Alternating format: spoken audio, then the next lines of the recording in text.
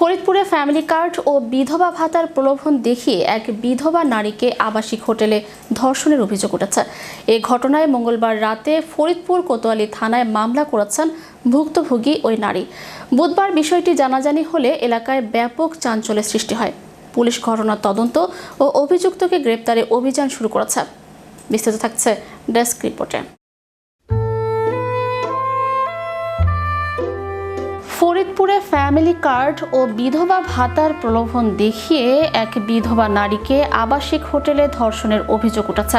এই ঘটনায় মঙ্গলবার রাতে ফরিদপুর কোতোয়ালি থানায় মামলা করেছেন ভুক্তভোগী নারী। বুধবার বিষয়টি জানাজানি হলে এলাকায় ব্যাপক চাঞ্চল্যের সৃষ্টি হয়। পুলিশ ঘটনার তদন্ত ও অভিযুক্তকে গ্রেফতারে অভিযান শুরু করেছে। গত 2 এপ্রিল ধর্ষণের ঘটনা ঘটে। ঘটনার পর ওই নারী ফরিদপুর মেডিকেল কলেজ হাসপাতালের ওয়ান স্টপ ক্রাইসিস সেন্টারে 4 দিন চিকিৎসা নিয়ে বর্তমানে বাড়িতে রয়েছেন। ভুক্তভোগী ফরিদপুর পৌর সদরের বাসিন্দা। স্থানীয় ও মামলা সূত্রে জানা যায়, অভিযুক্ত সুজন শেখ শহরের পশ্চিম আলিপুর এলাকার মৃত হালিম শেখের ছেলে। স্থানীয় বিএনপি নেতাদের সঙ্গে তার সখ্যতা রয়েছে বলে স্থানীয় একাধিক ব্যক্তি নিশ্চিত করেছেন। বুধবার দুপুরে ভুক্তভোগী নারীর বাড়িতে দেখা যায় একটি জরাজীর্ণ ছোট্ট টিনের ছাপড়া ঘরে তিনি বসবাস করেন। তার ঘরে নেই তেমন আসবাবপত্র। টিনের চালার উপরে টানানো রয়েছে প্লাস্টিকের বস্তাসহ পলিথিন। বৃষ্টি নামলেই পলিথিন চুয়ে পানি পড়ে।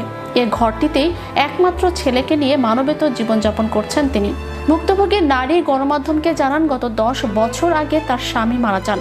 এরপর থেকে অন্যের বাসা বাড়িতে কাজ করে জীবিকা নির্বাহ করছেন।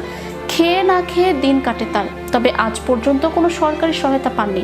সম্প্রতি তাকে ফ্যামিলি কার্ড ও বিধবা ভাতার কার্ড করে দেওয়ার আশ্বাস দেন প্রতিবেশী সুজন শেখ। কার্ড করে দিতে উপজেলা পরিষদে যাওয়ার কথা বলে 2 এপ্রিল সকাল 9টার দিকে তিনি সুজনের সঙ্গে রিকশা যোগে রওনা হন। এরপর শহরের গোয়ালচামটে পুরাতন বাস টার্মিনালের ভাঙা রাস্তার মোড়ে নিয়ে নামানো হয়। সেখান থেকে নতুন বাস টার্মিনাল সড়কের দিকে কিছু দূর পায়ে হেঁটে একটি আবাসিক হোটেলের সামনে নেওয়া হয়। এ সময় ওই নারীকে জানানো হয় এখানেই অফিস। এরপর আবাসিক হোটেলে নিয়ে তাকে ধর্ষণ করা হয়। পরে ওই নারী অসুস্থ হয়ে পড়লে তাকে ফরিদপুর মেডিকেল কলেজ হাসপাতালে ভর্তি করা হয়। সেখানে 4 দিন চিকিৎসা নিয়ে 6 এপ্রিল বাড়ি ফিরে আসেন তিনি। ভুক্তভোগী নারী কান্নাজড়িত কণ্ঠে অভিযুক্তের বিচারের দাবি জানিয়ে বলেন, আমি তো অফিস চিনি না। সুজনের কথা অনুযায়ী সেখানে গিয়েছিলাম, কারণ আমার স্বামী নেই। সংসারে অভাব অনটন থাকায় সরকারের সুবিধা পাওয়ার জন্য বিশ্বাস করে সুজনের সঙ্গে গিয়েছে, কিন্তু আমার জীবনটা শেষ করে দিল। আমি ওর বিচার চাই। ফরিদপুর কোতোয়ালি থানার ওসি মোহাম্মদ শহীদুল ইসলাম গণমাধ্যমকে বলেন, এক বিধবা নারীর অভিযোগের প্রাথমিক সত্যতা পাওয়া গেছে। ভুক্তভোগী মামলা করেছেন।